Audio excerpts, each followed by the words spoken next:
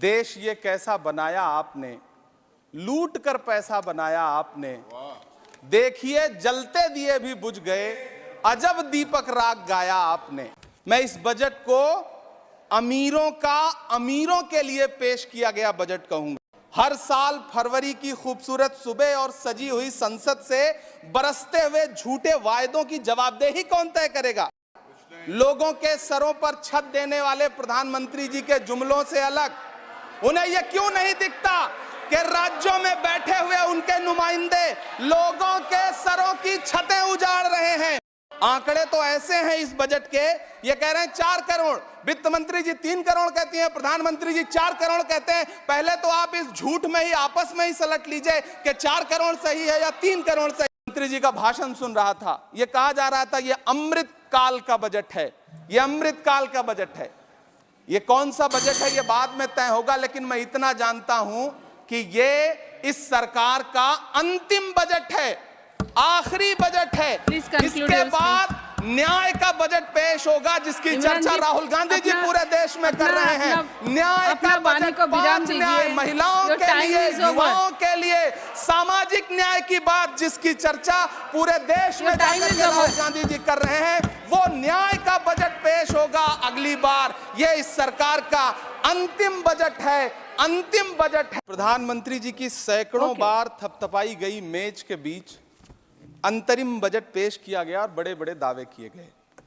देश ये कैसा बनाया आपने, लूट कर पैसा बनाया आपने। देखिए जलते दिए भी बुझ गए, अजब दीपक राग गाया आपने। मैम, पूरा सदन अमृत काल के बजट की चर्चा कर रहा है, मैं तो गरीबों की रोटी और दाल के बजट की चर्चा करूंगा। तुम्हारी फाइलों में गांव का मौसम गुलाबी है, मगर ये आंकड़े झूठे हैं, ये दावा किताबी है। मैं इस बजट को अमीरों का अमीरों के लिए पेश किया गया बजट कहूंगा। इसमें गरीबों के लिए कुछ है ही नहीं। नौकरी मांगने वाले नौजवानों पर लाठियां बरसाने वालों, आपने इस बजट में युवाओं को क्या दिया? आपने पुरानी पेंशन बहाली की मांग करने वालों को क्या दिया? सालों से अपने लिए छत तलाश रहे लोगों को आपने इस बजट में क्या दिया? और फिर आपको पूरी उम्मीद है कि पूरा देश आपके इस पेश किए गए बजट पे लहालोट हो जाए, तालियां पीटे, मंगल गान गाए। कैसे संभव है? मैं सदन में खड़ा होकर के इस बजट पे चर्चा करते हुए कहना चाहता हूं कि इस बजट में फुटपाथ पर रहने वाले, छप्परों में रहने वाले, झुग्गियों में रहने वालों के लिए क्या है, उनके लिए क्या है, जो प्रधानमंत्री के किए गए वायदों की बाट जोह रहे हैं। हर साल फरवरी की खूबसूरत सुबह और सजी हुई संसद से बरसते हुए झूठे वायदों की जवाबदेही कौन तय करेगा? कौन बताएगा कि 2022 में प्रधानमंत्री जी जो सबको पक्का मकान देने वाला वायदा किए थे उसका क्या हुआ? लोगों के सरों पर छत देने वाले प्रधानमंत्री जी के जुमलों से अलग उन्हें यह क्यों नहीं दिखता कि राज्यों में बैठे हुए उनके नुमाइंदे लोगों के सरों की छतें उजाड़ रहे हैं? उत्तर प्रदेश हो, असम हो, जम्मू कश्मीर हो, मध्य प्रदेश हो, भाजपा शासित राज्यों के बुलडोजर न सिर्फ लोगों के घरों को उजाड़ रहे हैं बल्कि कुचल रहे हैं लोकतंत्र को, संविधान को, अदालतों के मेयार को। मैम, मैं आंकड़ों की बाजीगरी से अलग हट करके इस बजट पर एक बात कहना चाहता हूं। आंकड़े तो ऐसे हैं इस बजट के, ये कह रहे हैं 4 करोड़, वित्त मंत्री जी 3 करोड़ कहती हैं, प्रधानमंत्री जी 4 करोड़ कहते हैं। पहले तो आप इस झूठ में ही आपस में ही सलट लीजिए कि 4 करोड़ सही है या 3 करोड़ सही है। मैं आंकड़े तो ऐसे हैं इस बजट के मैम कि जो सुने वो बस पथराई आंखें लेकर किंग कर्तव्य विमूढ़ हो जाए। लेकिन झील में पानी बरसता है हमारे देश में, झील में पानी बरसता है हमारे देश में, खेत पानी को तरसता है हमारे देश में, जिंदगी का हाल खस्ता है हमारे देश में, दूध महंगा खून सस्ता है हमारे देश में। मैम, रोजगार, महंगाई, किसान, मनरेगा, पेट्रोल डीजल के दाम, गैस सिलेंडर के दाम, फसलों की एमएसपी की गारंटी, इन सब जन सरोकार की बातों से इस बजट का कोई लेना देना नहीं। हमारे ट्रेजरी बेंच के साथी हंगामा कर रहे हैं। मैं तो कहना चाहता हूं मैम, वो एक बार इनके एक नेता एक गांव में गए और उन्होंने गांव में कहा कि गांव वालों आओ, मैं तुम्हारी समस्याएं समाप्त करना चाहता हूं। गांव वाले इकट्ठा हो गए। नेताजी ने गांव वालों से कहा, बताओ तुम्हारी दो समस्याएं बताओ, मैं दोनों समस्याओं का यहीं पे समाधान करूंगा।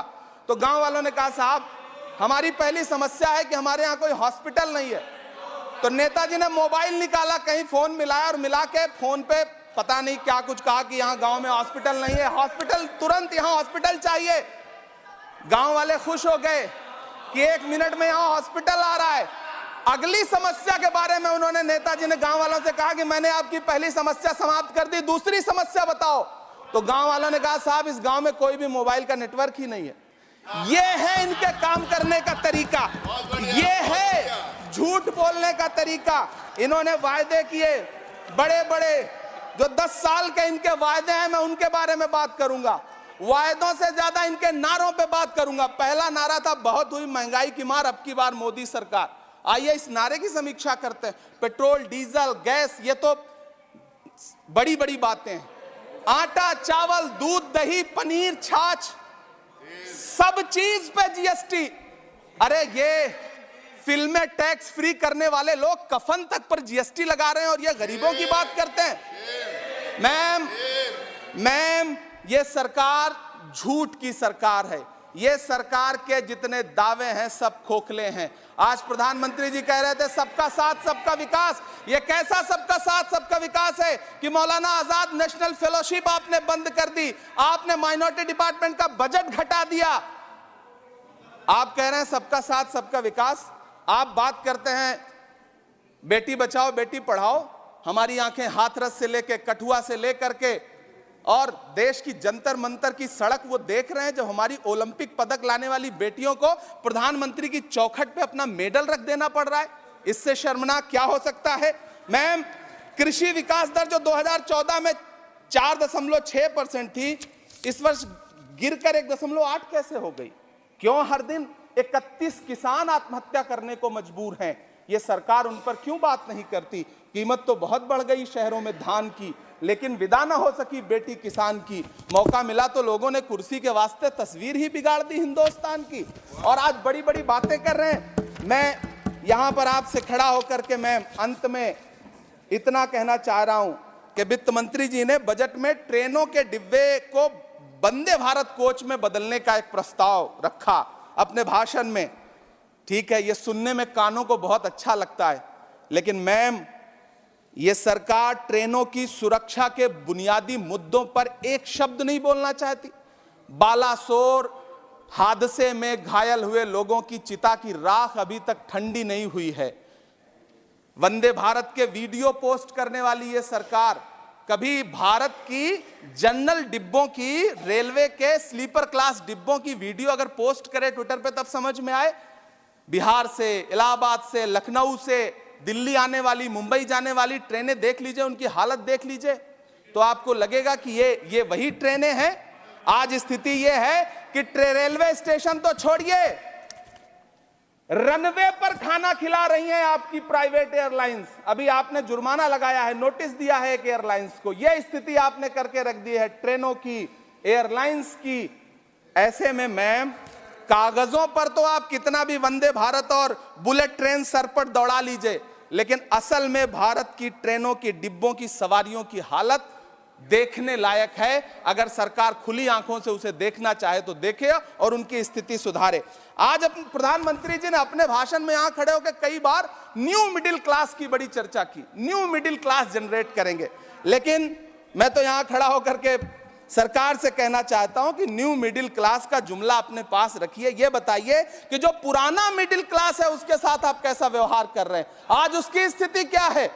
आप अमीरों के कर्जे माफ कर रहे हैं, उद्योगपतियों के कर्जे माफ कर रहे हैं, और यहां स्थिति यह हो गई है कि जो मिडिल क्लास, उसकी जो रोजमर्रा की जरूरत की चीजें हैं उस तक पर आपने जीएसटी लगा रखी है। आप फिल्में टैक्स फ्री करते हैं, लेकिन स्टूडेंट्स के प्रतियोगी परीक्षाओं के फॉर्म की फीस नहीं माफ कर सकते।